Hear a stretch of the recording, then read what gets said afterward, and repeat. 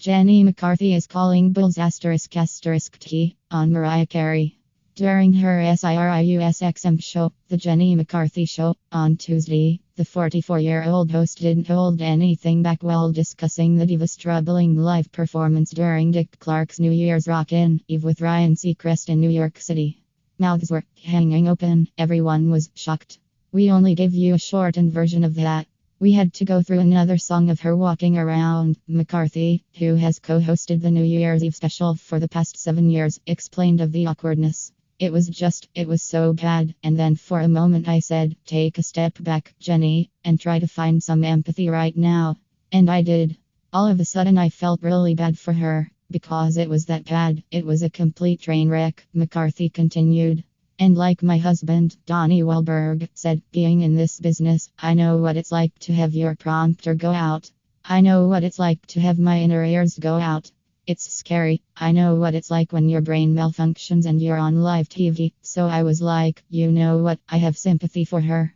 McCarthy admitted that her sympathy stopped, however, when Carey and her team later accused Dick Clark Productions of sabotaging her performance. Now I do understand our egos of course want to blame everyone but itself for mistakes, but I literally had a visceral reaction to her saying that Dick Clark Productions did this on purpose and for ratings, McCarthy said. I mean, let me tell you something. If Dick Clark were alive today, I guarantee he would be on air right now fighting back. He's not, so I'm going to. Dick Clark Productions has been doing this show for 45 years, she continued, adding, so for Mariah, to defame them was so incredibly insulting for the group of people who work their balls off preparing and rehearsing for their musical guests. The truth of the matter is, Mariah didn't do a sound check, she said it there, McCarthy exclaimed. She did whatever you would call like a dance move rehearsal, holding her gold microphone, and she stood off to the side of the stage while she had to stand and do a sound check.